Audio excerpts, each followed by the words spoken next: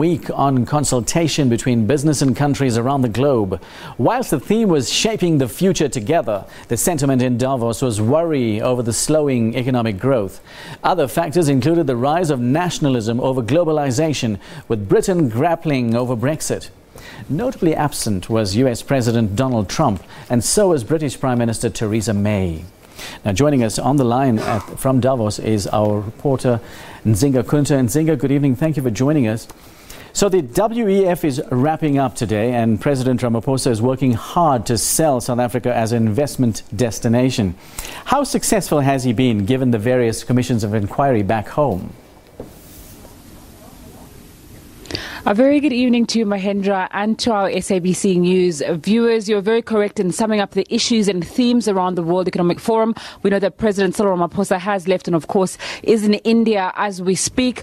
But during the course of the World Economic Forum, him, together with his team South Africa, which comprised of ministers including Finance Minister Tito Mboweni, our Reserve Bank Governor Lesetja Kganyago, our Minister of Trade and Industry Dr. Rob Davies, our Minister of Communications Stella Ndabedi-Abrams, our Minister of DIRCO Lindiwe Sisulu, and many more, including Dr. Aaron Motsoaledi, came here really singing from the same hymn book with some slight deviations about how South Africa is on a path of renewal, speaking to investors saying, although we realize there are problems, the State Capture Commission of Inquiry came up, state-owned enterprises came up, although South Africa understands that there are challenges in the country, that those are being dealt with, and they outlined some of the ways in which this is being dealt with, and saying despite these, there were 10 topics that they kept on focusing on. One of those included the young labour force, the banking institutions, the climate, and the good lifestyle as well were included in the reasons why it was a good idea to invest in South Africa.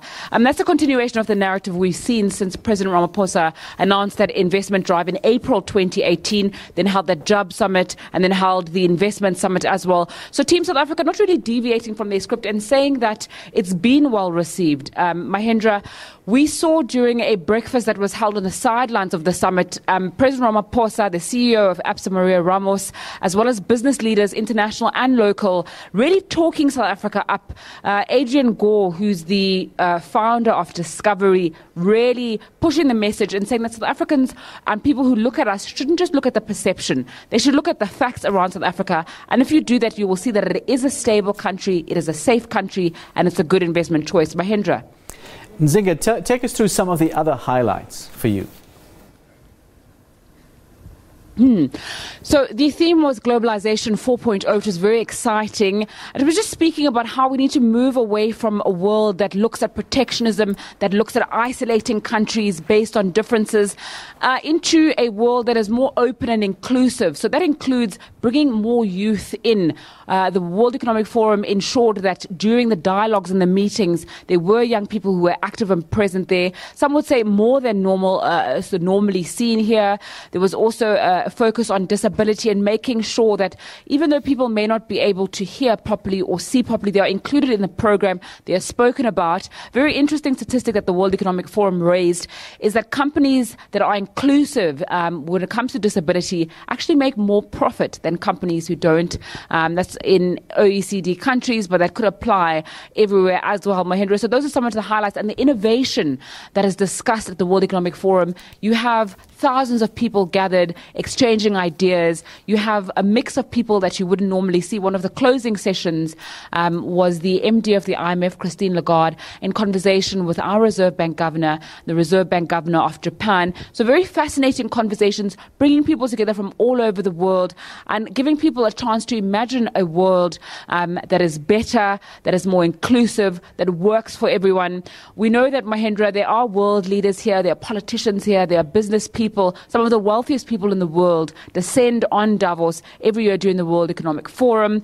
There's also increasingly more people that I've spoken to this time who are trying to conscientize people. So there's an exhibit at one of the hotels that are here, A Day in the Life of a Refugee, and you walk through there, and people who came through there, so they were very traumatized because they understood what it was to be a refugee, because the company that was setting it up told me that they brought in someone who worked in Hollywood props to make sure that it was very authentic and it was an experience to kind of make people aware of the impact of displacement and what it feels like to be displaced.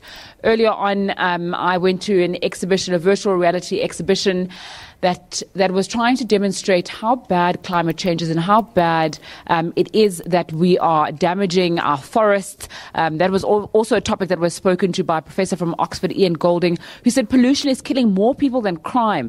So those kind of statistics that you hear, those kind of experiences that you get that are mixing technology, that are mixing ideas, that are mixing art, is one of the most fascinating things to experience here at the World Economic Forum. Well, thank you very much indeed, bringing us all the positive highlights from Davos, the World Economic Forum, our reporter Nzinga Qunta. We'll take a short break. We'll be back after this.